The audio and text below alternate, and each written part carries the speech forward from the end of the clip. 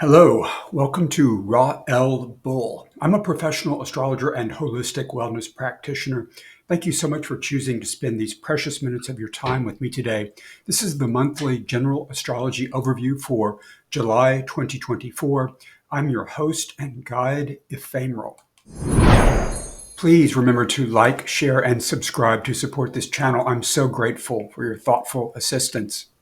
July 2024 follows a month of some challenges with June's triple squares involving the Sun, Venus, Saturn, Mars, and Pluto.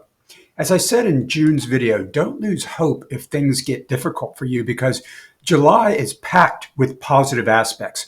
This is a spiritually potent month with high octane astro-dynamics, which are rich in lunar energy and mentally vibrant. It features remarkable fixed star conjunctions, potent outer planet activations, and multiple personal planet blessings. The overall energy is really beautiful, strongly creative, spiritual, and transformative. Let's break it down into 4 periods. Event period 1, the Mage's Super Cauldron, a power cluster of creativity and intellect. We have an elaborate configuration cluster at the beginning of the month on the 2nd, followed in rapid succession by 3 very special fixed star conjunctions. Since Cancer is hosting 4 planets, including both the Sun and the Moon, and the bundle of aspect energies is so multi-appendaged, I'm calling this a crab cauldron. So let's talk about the anatomy of this miracle astrocrustation. This crab cauldron has 3 complex ingredients. The most complex is an astrological configuration called a mystic rectangle, or a rectangle of righteousness in Hebrew astrology. This forms at the beginning of the month and returns later on this year's second full moon in Capricorn, but re-outfitted with a couple of different planets. Before we talk about the rectangle, we need to set the stage with the Neptune retrograde. Neptune comes to a full standstill on the 2nd in the very, very late degree minute point of his home domain, Pisces. He's very powerful here and at this degree point and at standstill. He's very close to the Earth given his huge orbit, and we'll see Neptunian themes and archetypes float up in our culture and in the collective around this time, or possibly dissolve into the Piscean waters. We'll also experience increased Neptunian dynamics, imagination, creativity, sensitivity, dreams, illusions, fantasies, and so on. We might suffer from insomnia or the opposite, sleep long and late. This decan of Pisces is governed by Pluto, who on the same day of Neptune's retrograde is sextiling Neptune, trining Black Moon Lilith, and opposing Mercury, all of which contribute to the mystic rectangle. A rectangle is made of 2 sextiles, 2 trines, and 2 oppositions. Here we have a Lilith-Pluto air trine, a Mercury-Neptune water trine, sextiles between Mercury-Lilith and Pluto-Neptune, and oppositions between Pluto-Mercury and Neptune-Lilith. Also in effect at this time are a grand air trine involving Lilith, Pluto, and the Moon, and a mini trine involving Neptune, Mercury, and the Moon. So what's all this mean? First, let's note that the Moon is strongly supportive on the 2nd. Our feelings, intuition, inner vision, psychic insights can all be of assistance to us on this day. Don't discount your feelings or intuitions in the early days of July. The key phenomena for a mystic rectangle include high energy oppositions and tension due to the pair of 180-degree angles. But the sweet angles, there are 4 of them, provide us conflict resolution and harmony. Also on this day, Venus is trining Saturn, which we'll talk more about in connection with the new moon on the 5th. More highly positive and supportive energy. We need to be careful of dualistic thinking and energies. We may encounter black and white thinking or dramas. Also, we should be mindful that tension and opposition can be masked by harmony. We may need to consider that below the surface, all isn't well. Be aware of false security because we might later realize that internal conflict or tension is hidden by a pleasing veneer or shallow outer harmony. The key here is to consciously recognize the tensions and oppositions and seek a synthesis of the dualities. The rectangle holds the power to alchemize conflicts due to its fourfold blessings. The four triangles within the rectangle are powerful mediating influences and problem solvers. All the air energy in these positive triangles is clearing and elevating and pleasing, like wind chimes. This is an intricate and strongly creative, visionary, and psychic configuration. It's heavily lunar, intensely mental and emotional. And as I said, the moon is a powerful ally and benefic force at this time, as well as Venus and Saturn. Now, for July's fixed star conjunctions, two of them are quite rare, happening only once every 12 years. Within the first 9 days of July, Jupiter, the great benefic, is conjuncting both eyes of the bull, Ain and Aldebaran, and the sun is conjuncting the dog star Sirius on the 9th, which we'll cover in event period 2, the new moon. Fixed star Ain is at 8 degrees 48 minutes Gemini. This is the bull's left eye, associated with Archangel Gabriel, Venus, and the moon. Ain means the eye, and Gabriel is the archangel of visions and the divine messenger. We might view him as a divine channel or communicator of holy messages.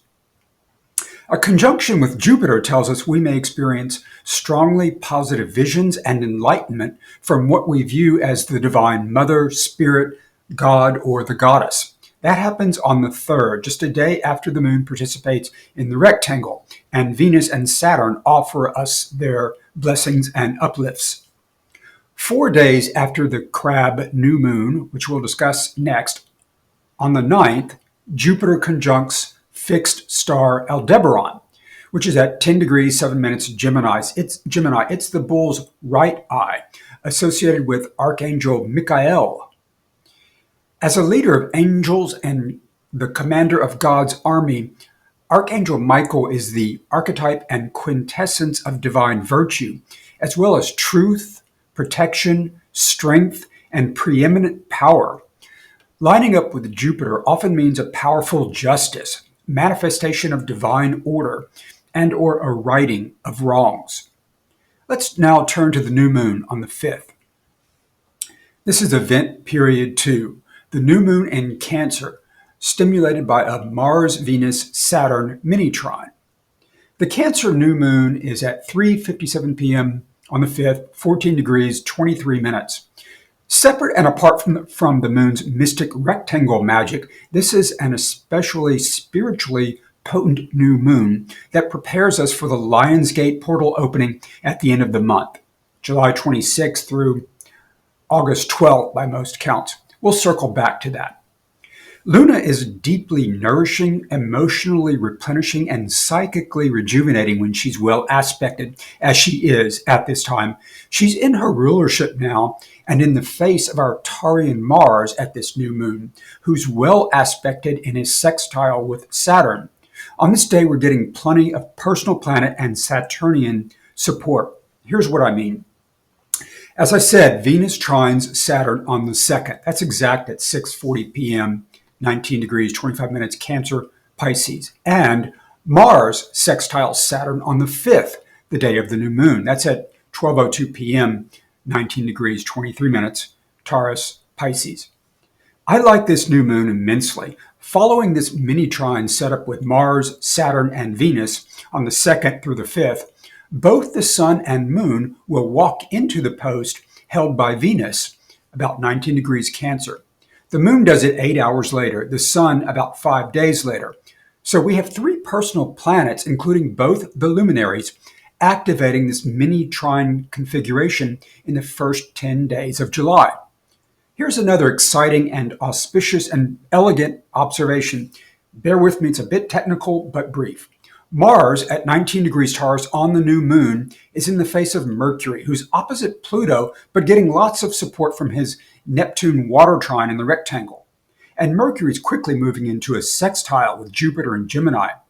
Even better, whereas the new moon is in the Mars governed decan of water sign Cancer, Mars sextile partner retrograde Saturn is in the moon's face of water sign Pisces. There's a lovely supportive reciprocity manifesting in the first 7 to 10 days with the luminaries and basically all the planets, even Uranus to a degree, as he and Pluto are both steadily moving into a trine formation. That goes exact in 2026, twice. That's one of the major aspects for the gate of the fire horse and quite possibly the most important of all the aspects. Returning to the new moon, let's talk about its rare spiritual power. This new moon is conjunct the brightest star in the sky, actually a binary star, Sirius, the dog star. It has numerous associations relating to freedom and protection, as well as agriculture, fertility, climate, and so on, but it's strongly connected with both Isis and Hathor. In that capacity, we can rightly connect Sirius with Christ consciousness, light work, and spiritual service. The sun's yearly conjunction with Sirius is the prelude to the ancient Egyptian or galactic New Year and the so-called Lion's Gate portal, which marks the heliacal rising of Sirius, or Sirius' separation from the sun such that it becomes visible. Set your 1 month and 6 month intentions and 1 year intentions, knowing what houses this new moon falls in. New moons are about releasing and resetting and new cycles. In the spiritual and magical spheres, this is an extraordinary astro moment for intention setting, given this powerful Sirian infusion of power. It may be another 20 years or longer before we have a new moon conjunction with Sirius. So my advice is to leverage it. If anything is troubling you at this time, look to the houses where Venus, Mars, and Saturn are providing support. Event period 3, mid-month, beauty, passion, transformation, and invention. Following the Jupiter-Aldebaran conjunction on the 9th, a couple challenging aspects will occur mid-month involving Pluto, Venus, Mercury, Uranus, and Mars. 9 days following Mercury's opposition to Pluto on the 3rd in the rectangle, Venus opposes Pluto on the 12th. That's at 1 degree 7 minutes Leo Aquarius. We may discover some conflict or antagonizing matter between the authorities in our lives or with our love, pleasure, aesthetics, or wealth concerns. Thankfully, Pluto's in retrograde, so his energies are more likely to be internal, background, or retrospective rather than prospective, external, and in your face. 3 days later, Mars conjuncts Uranus. That's at 26 degrees, 19 minutes Taurus. This is less than 5 degrees away from the Jupiter-Uranus conjunction on April 20th of this year, which was at 21 degrees, 49 minutes. This can cut either way, positive or negative, or more likely both simultaneously. Conjunctions are the most powerful aspects in astrology, I always say. Mars' positive aspects are vitality, energy, ambition, drive, and passion. The negatives are aggression and hostility, impatience, selfishness, and violence. Uranus' best attributes are novelty, originality, innovation, freedom, and invention. His downsides are explosions, rebellion, shock, and disruption. The Taurian concerns are our love, values, possessions, money, agriculture, pleasure, and aesthetics. Any one or more of these will feel the impact of this conjunction, and you'll likely see it play out in the fields of life experience represented by the natal houses where this occurs in your chart. At the collective level, we might see disruptions relating to money, the food supply, agriculture, or other things. On the upside, we may experience or detect new opportunities for advancing the projects instigated by the Jupiter-Uranus conjunction in April. Be open to epiphanies and shocking new understandings during this 4 to 5 day period surrounding the 15th for those Jupiterano-Terraneous projects you initiated or embraced in late April. To the extent these developments present difficulties or challenges, take heart because relief is coming around the 18th. On the 18th, our thinking, perception, communication, and mobility meet with healing energies with a Mercury Chiron trine. Also on that day, we'll feel another blast of Jupiterano-Terraneous positivity when the Sun sextiles Uranus.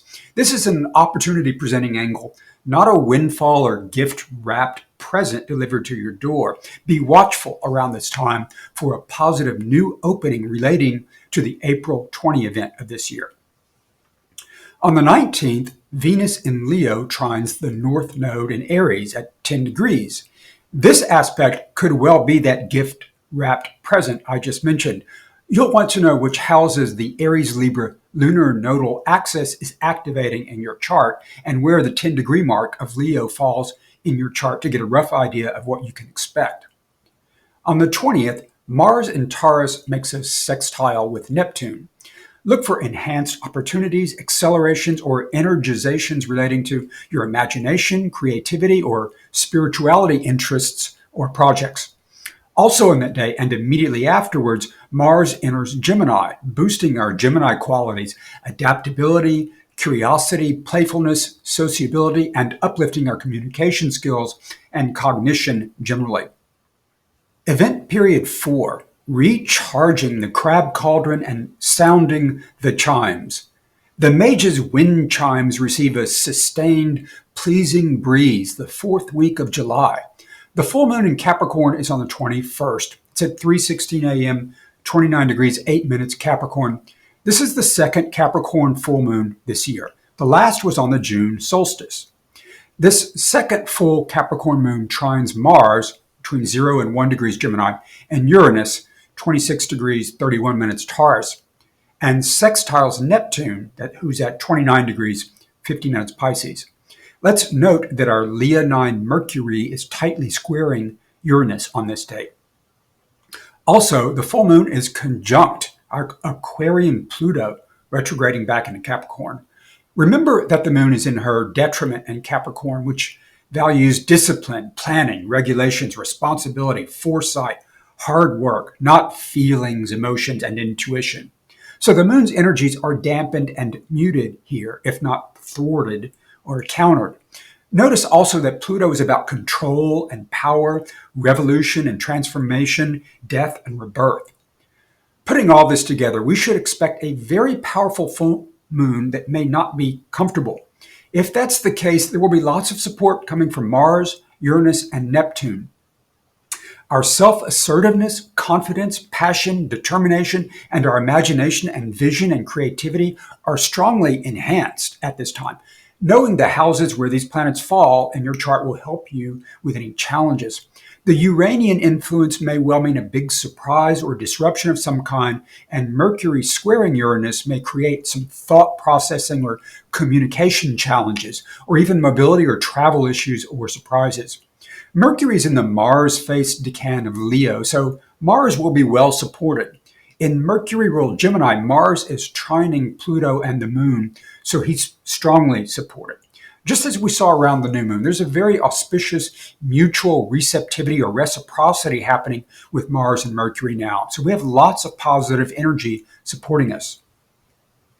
Taking a wider view, there's a remarkable superabundance of positive energy emanating from the stars and planets connected with this full moon in 3 ways.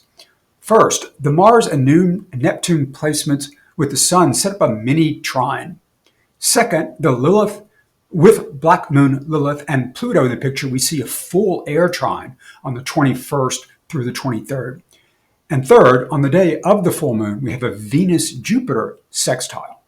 Essentially, our mystic rectangle from the first week has now been re-outfitted. Mars now takes the moon's post, and the Sun sits at 29 degrees Cancer, where Mercury was.